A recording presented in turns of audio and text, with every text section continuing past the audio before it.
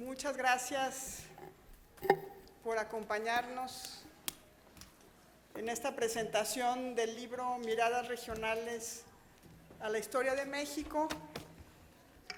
Este libro nos da muchísimo gusto que en sábado por la noche hayan ustedes persistido en interés por acompañarnos en esta presentación. Miradas Regionales a la Historia de México es un producto editado por el Colegio de Jalisco, la Universidad de Guadalajara y la Academia Mexicana de la Historia. Es resultado de una reunión de corresponsales, de una reunión nacional de corresponsales de la Academia Mexicana de la Historia, y sobre todo es resultado del empeño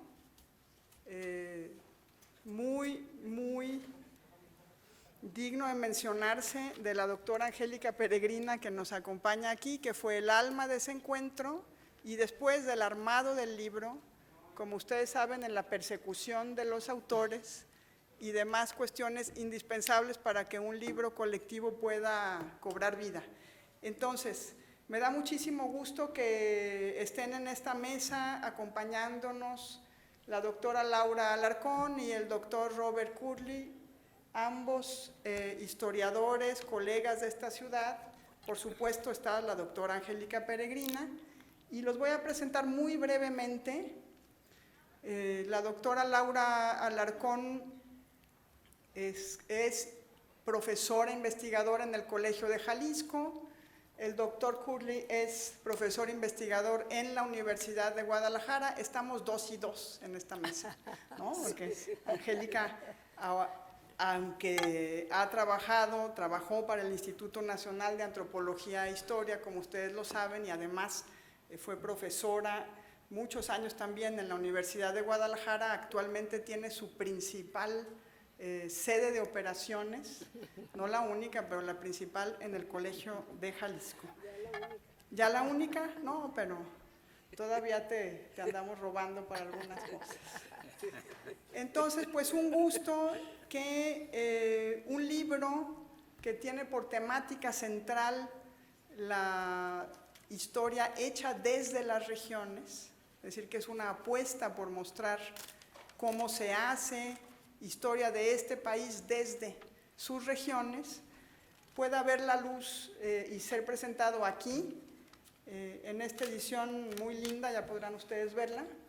Y le voy a pedir a nuestros colegas que amablemente aceptaron esta invitación, pues que nos compartan su lectura y bueno, para ver si se animan ustedes a leer el libro o salen corriendo. Muchísimas gracias. Laura, ¿te parece, estarías de acuerdo en iniciar? Me parece bien. Muchísimas gracias. Buenas noches.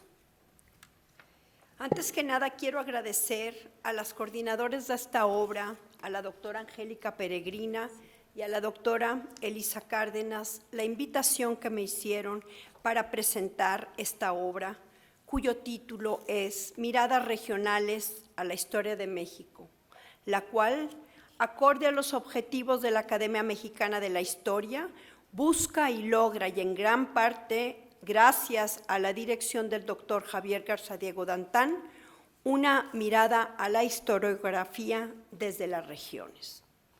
La perspectiva regional ha enriquecido la visión historiográfica, lo que no significa, como señalan las coordinadoras de esta obra, cito, la proliferación indiscriminada de lo regional como escala de observación autojustificada.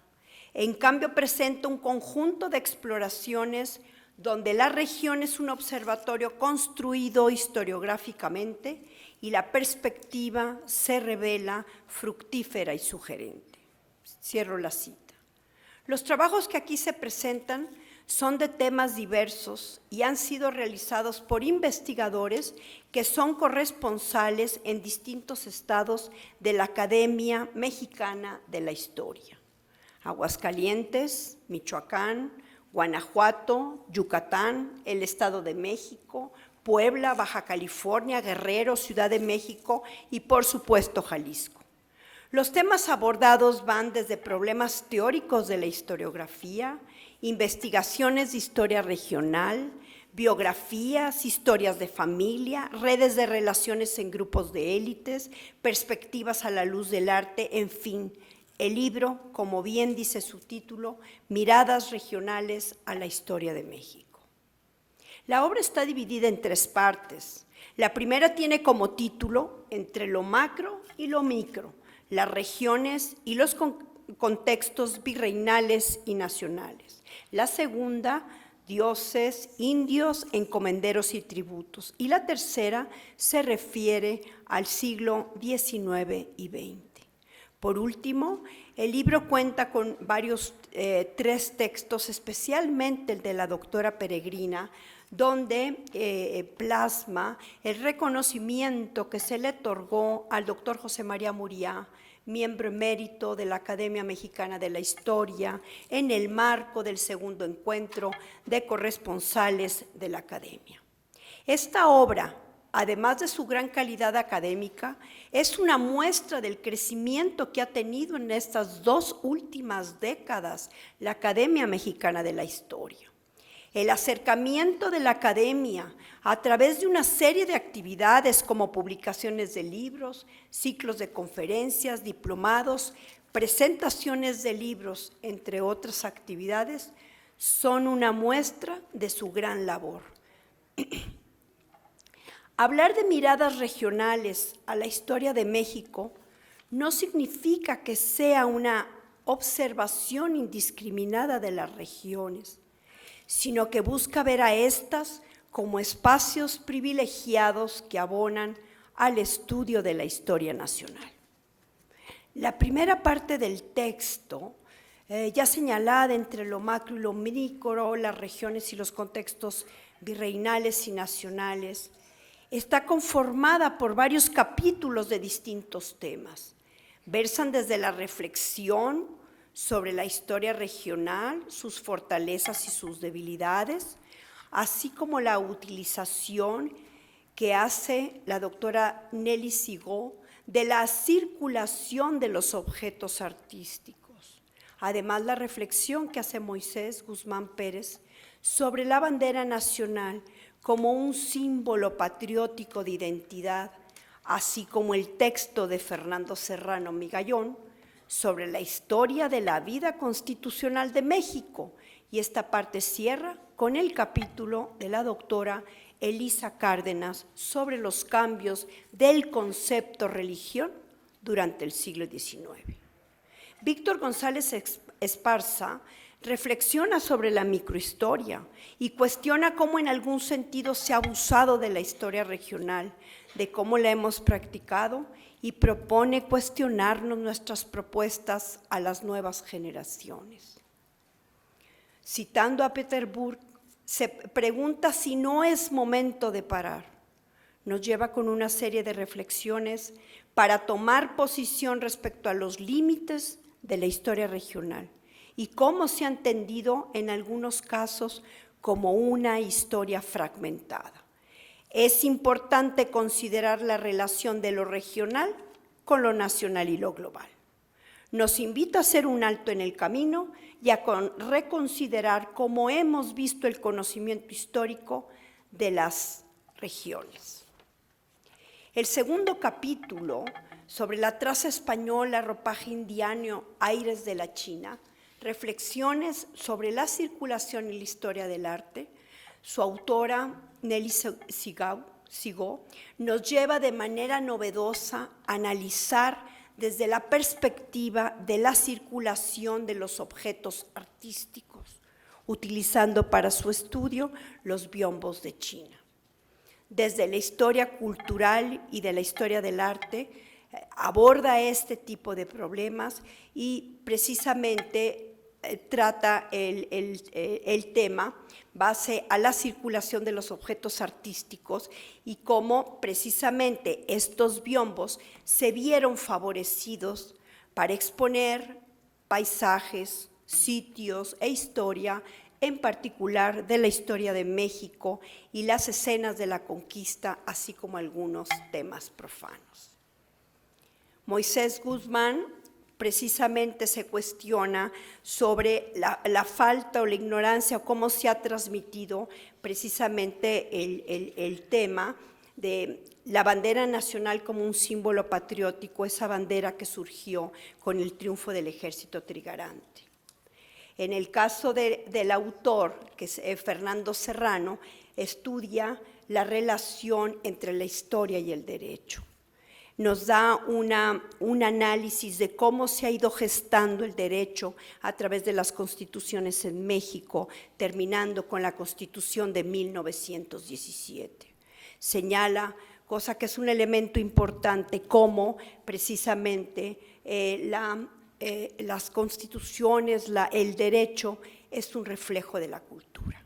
El último capítulo de este libro, que ha sido escrito, como ya lo mencioné, por la doctora Elisa Cárdenas Ayala, su título es Hablar de religión en el siglo XIX, elementos para una historia del concepto en México. La autora aclara que esta reflexión, cito, se enmarca dentro de los trabajos del Grupo de Investigación sobre Religión y Política del colectivo Iberconceptos. Cárdenas Ayala nos invita a considerar que el concepto de religión es un concepto históricamente variable, que aborda desde la perspectiva de la historia conceptual. Se apoya en las aportaciones de Koselleck, quien consideró, cito, al lenguaje indisolublemente ligado a la experiencia. De manera clara y profunda nos explica la autora cómo a la palabra religión se ha dado un contenido universal e inmutable, pero en realidad nos debe remitir, cito, históricamente a contenidos particulares, variables, susceptibles de ser explorados. La autora parte de considerar a México como una región y señala, cito, parto de valorar la importancia de la experiencia de construcción nacional y su impacto sobre el concepto de religión. La autora va explorando los significados que tiene el concepto de religión y cómo en el siglo XIX se fue entretejiendo con la religión cristiana y con la construcción del concepto de nación. Es interesante entender, como señala la autora, que a la distancia se ve, cito, los liberales mexicanos conservaron al cristianismo como supremo valor civilizatorio. Termina su texto señalando, cito, a finales del siglo XIX el concepto de religión, aunque abierto a la caracterización de creencias y prácticas diferentes a las cristianas, sigue estando en México presidido por las jerarquías que el catolicismo dominante establece. El universo de lo cristiano constituye la más alta categoría de lo civilizado y justifica la anulación política, moral y física de la alteridad. La segunda parte del libro se refiere a elementos que tratan precisamente sobre el mundo indígena y la época colonial. Son varios los artículos, los capítulos que forman parte de esta parte, por señalar algunos, ¿no? El de David Charles Reichardt, él lo que señala es precisamente, hace un análisis como de las similitudes de los símbolos en los dioses de los grupos otomíes y náhuatl, ¿no? En el caso de Pedro Bracamonte y Sosa, hace un estudio de cómo los indios bárbaros de tercera clase en la América hispánica, que eran aquellos que eran considerados los indígenas que no aceptaban la reducción. Eran pueblos, cito, que no aceptaban a vivir en pueblos bajo campana, a la evangelización, no estaban sujetos a la tributación y al trabajo forzado. La última parte de el último capítulo de esta parte, escrito por Teresa Jarquín Ortega, habla sobre un conflicto existente entre los herederos de una encomienda precisamente en Jilotepec. Ella, sustentado en documentos del Archivo General de Indias, analiza todo el conflicto en el tema entre los los herederos de esos dos encomenderos. En la tercera parte del libro, referente al siglo XIX y XX, hay varios artículos, hay varios capítulos interesantes. Por señalar algo de algunos de ellos, por ejemplo, Alicia Tecuanhuey Sandoval escribe un capítulo sobre Juan Nepomuceno Troncoso, que era un cura y publicista en la consumación de la independencia en el estado de Puebla.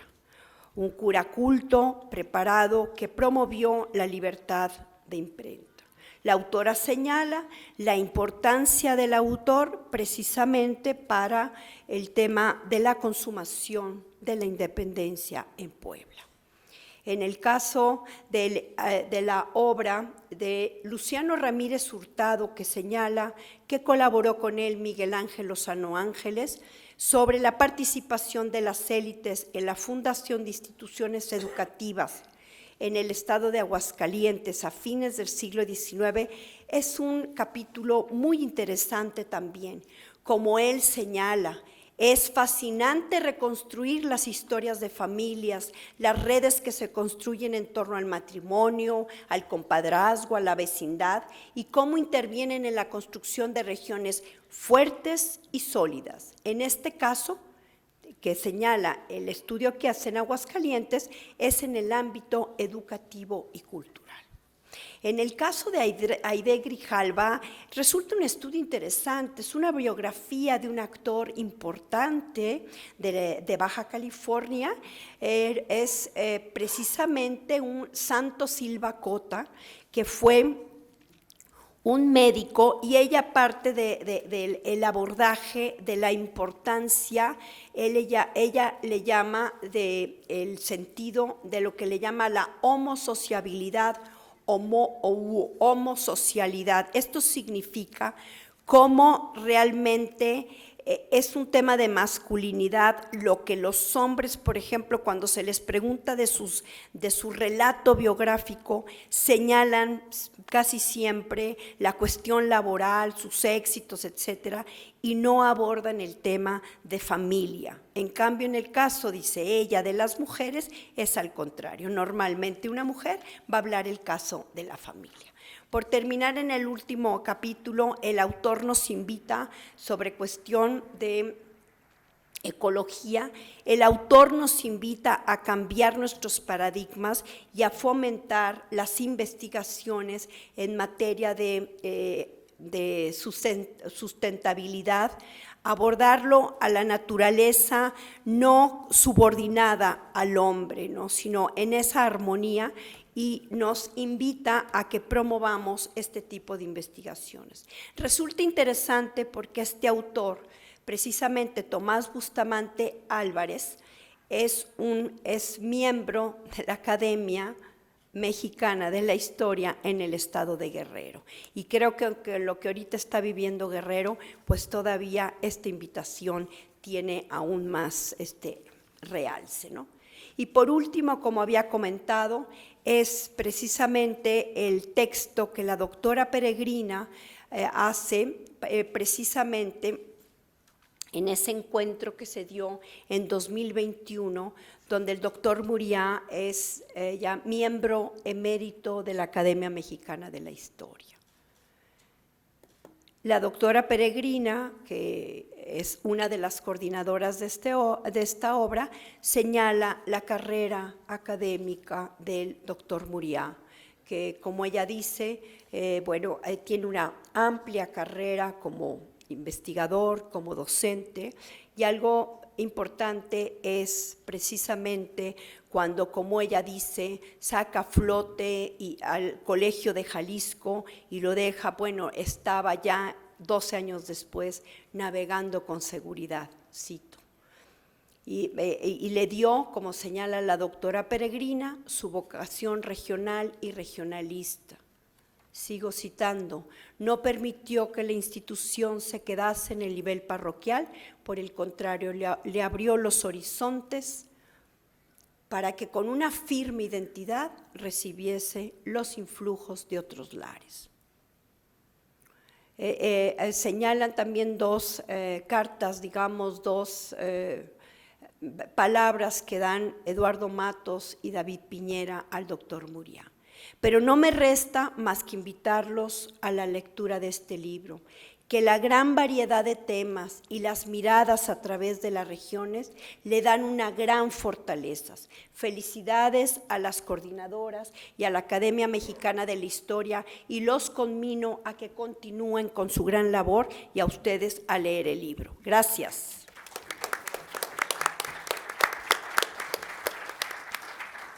Muchísimas gracias a la doctora Laura Alarcón. Y la puntualidad. Y por su puntualidad, sobre todo, mil gracias, todavía más. Y por su lectura, sobre todo. Y pues vamos a escuchar la lectura del doctor Robert Curley. Robert, muchísimas gracias. Desde acá te mando un papelito, así, si se va terminando el tiempo. Está prendido. Perdón. Ok. Bueno, primero que todo, quiero agradecer la invitación de dos estimadas colegas y colegas que conozco hace muchos años, y eso siempre da un sentimiento de calidez y cariño. Entonces me da mucho gusto estar aquí. Siento también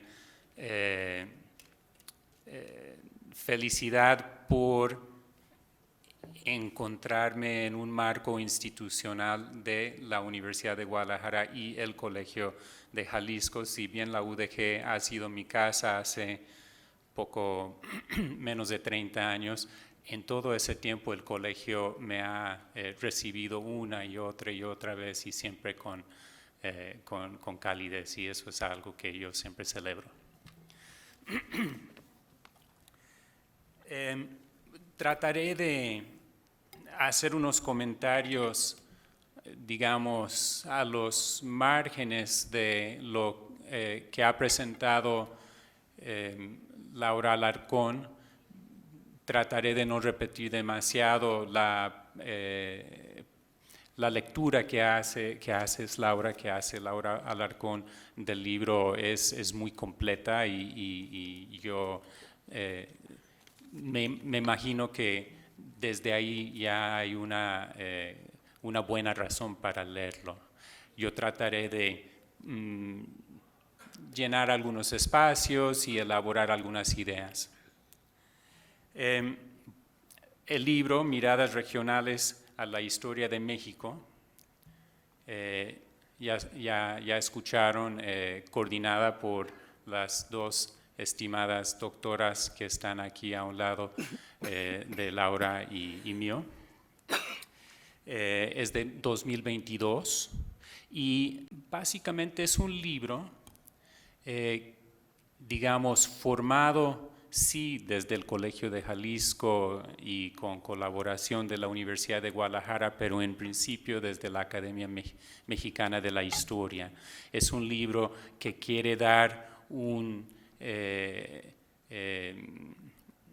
tribunal a los historiadores corresponsales de la academia, y entonces habría que entender que en la academia hay 30 miembros de número que tienen aunque no todos viven en la Ciudad de México, pero tienen, digamos, su sede en la Ciudad de México, y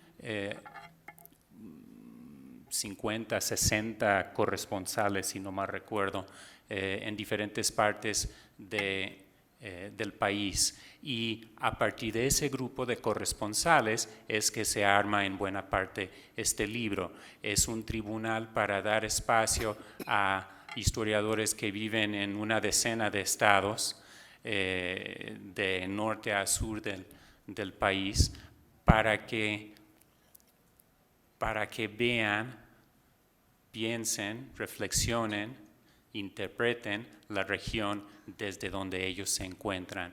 Y en ese sentido es un libro fascinante, más allá de que está lleno de capítulos muy interesantes y bien logrados, digamos, esa idea de crear un foro para los historiadores, digamos, de muy alta calidad en diferentes partes del país, eso es realmente muy fascinante y una buena razón para leer el libro.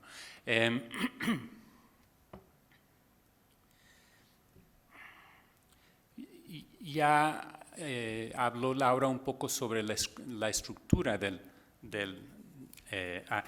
libro. A ver, los estados son Aguascalientes, Michoacán, la Ciudad de México, si lo podríamos considerar brevemente un estado, Guanajuato, Yucatán, el Estado de México, Puebla, Baja California, ¿y dije Jalisco? No, pero... Y Jalisco.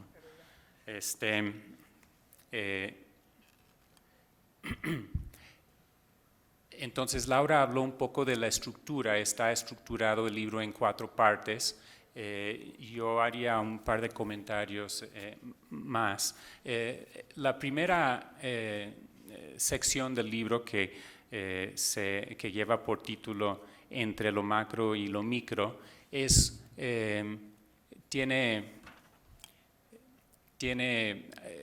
capítulos que de entrada están tratando de jugar con la idea de región de una u otra manera, más allá, digamos, del lugar de enunciado de sus autores. Y abarca historias que van desde la época virreinal hasta la nación mexicana.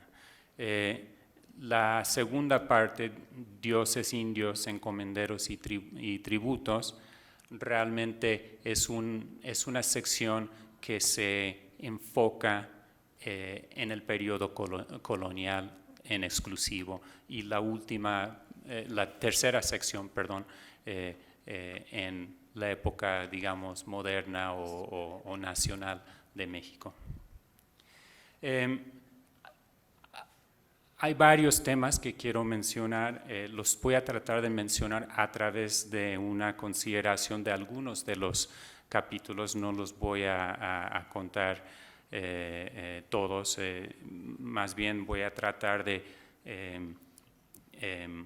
abordarlos a partir de unas ideas que me surgen a partir de la lectura en torno a la idea de región. Creo que región y regionalidad son el centro de este libro, y si bien hay un aspecto muy básico de, digamos, una región descriptiva o una región en sí que está presente en el lugar de enunciado de cada uno de los escritores, hay otras formas de pensar la región a partir de una región, digamos, para sí, una región construida a través de los argumentos y muchas veces en diálogo o en tensión con otros conceptos o puntos de análisis. Entonces,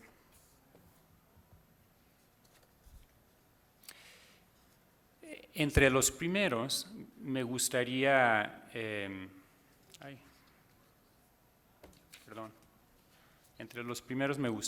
mencionar el capítulo de Luciano Ramírez sobre José Volado Amusurrutia, un hombre del Porfiriato, un fundador de escuelas en Aguascalientes.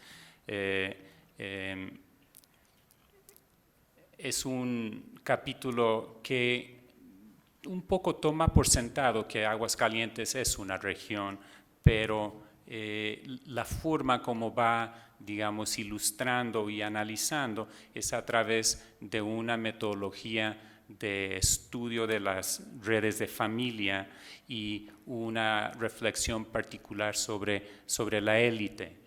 Entonces, a partir de realmente el estudio de un hombre y su obra, digamos, en vida a lo largo de décadas, es que surge, digamos, una descripción de la región de Aguascalientes. Otro caso similar es Aide Grijalva, que hace un capítulo sobre Santos Silva Cota, quien fue el primer rector de la Universidad Autónoma de Baja California en la década de 1950, el siglo pasado. Y nuevamente, digamos, el Estado es, por definición, la región, y la forma como ella se adentra en la vida de este personaje es a través de un análisis de sus relaciones de homosociabilidad y la construcción, digamos, de masculinidad. De manera comparable, Fernando Serrano Migallón escribe sobre lo que él llama la vida constitucional. Este es un capítulo muy interesante, la vida constitucional del país a partir de las distintas cartas magnas que han dado forma a México desde 1808 en adelante, desde Bayona en adelante, a través de la Constitución de 1917 y muchos escritos en torno a estas constituciones. Aquí el método es un tanto distinto, es realmente una historia institucional que pende por encima de la región, incluso por encima de la nación, pero nos da digamos, una ventana muy particular para pensar a México.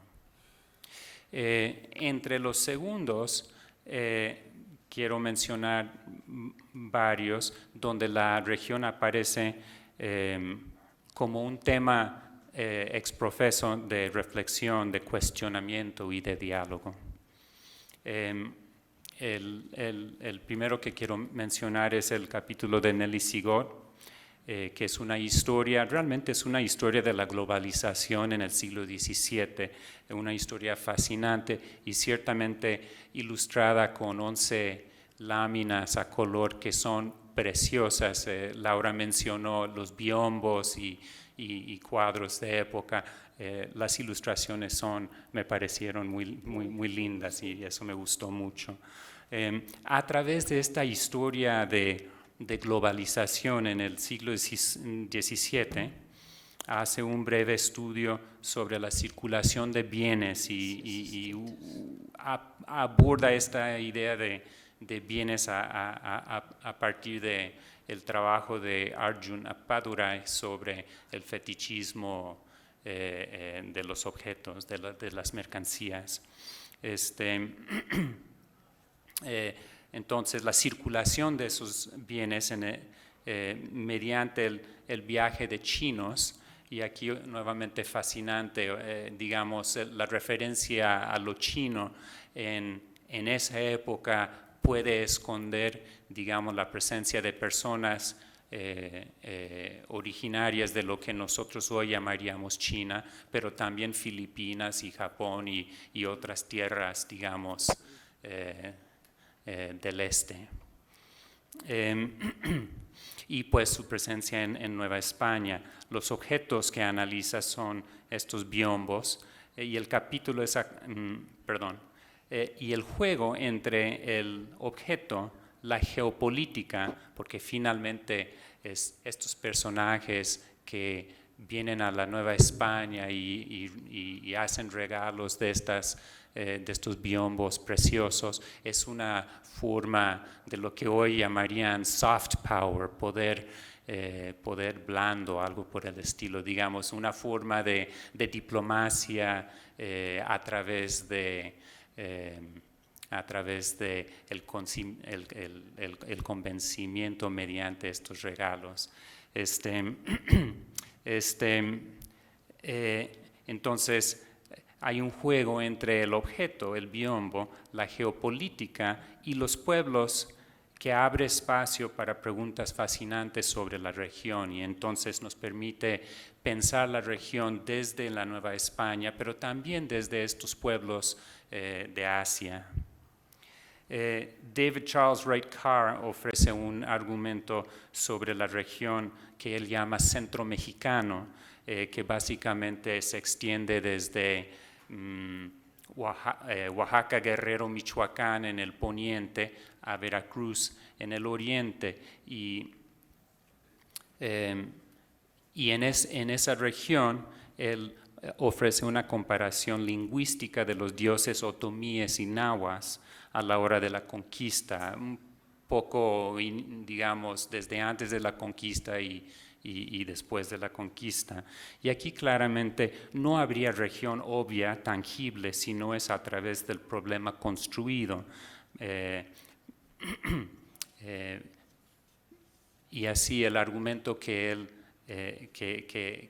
va explicando nos dibuja, nos crea una región en el centro del país. Y finalmente quiero mencionar el capítulo de Elisa Cárdenas sobre el concepto de religión en el siglo XIX mexicano.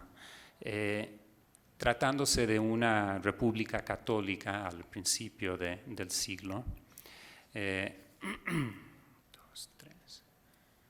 así caracterizada desde 1824, Cárdenas reflexiona sobre los cambios semánticos del concepto a lo largo del siglo, así como el juego entre lo que contiene el concepto y lo que excluye. La exclusión en particular de la población no considerada perteneciente a la nación católica, en principio los pueblos nómadas se refiere, le permite abordar el problema del intento de genocidio a finales del siglo XIX, en la época de Porfirio Díaz, de los pueblos yaqui y mayo. Para entonces la nación ya no era católica. Con la Constitución de 57 ya no tenemos una nación católica, pero otro concepto, civilización, siguió pendiéndose del cristianismo, y en una nación que se presumía civilizada, los salvajes no podían tener lugar. Ella fija un lente entonces macrohistórico para capturar el problema del concepto religión, y después ajusta su lente sobre el caso microsocial de estos pueblos subalternos de la nación mexicana. Más que emprender un estudio regional, este capítulo utiliza un enfoque macro para dirigir un guiño claro a los estudiosos de las regiones, en particular las de los confines de lo que se consideró en esa época la civilización mexicana. Un último ejemplo juega en sintonía con el trabajo de Cárdenas. Pedro Bracamonte y Sosa escribe sobre los llamados indios bárbaros de tercera clase, con referencia a los pueblos del Darién y río Amazonas, en donde termina Centroamérica y empieza Suramérica. Ciertamente una región que hoy por hoy está en las noticias todos los días por la migración, en particular venezolana, pero no solo venezolana, del sur hacia el norte. Lo entendíamos hasta hace relativamente poco como una zona impasable, pues ya es pasable. La población de esa región marginal al proyecto civilizatorio de la colonia, de la cristiandad y y luego de la nación moderna. Asimismo, se trata de una población cuya historia de 500 años es marcada por racismo y amenaza de genocidio. Aquí también encontramos unas poblaciones que se encuentran, como diría Elisa Cárdenas, afuera de la religión, afuera de la nación.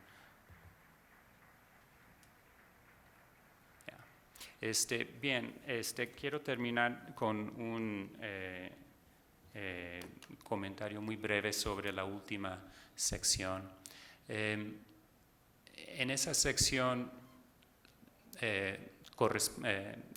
Angélica Peregrina, corresponsal de Jalisco, hace un reconocimiento muy lindo al doctor José María Muriá, y ese reconocimiento está acompañado por dos más breves.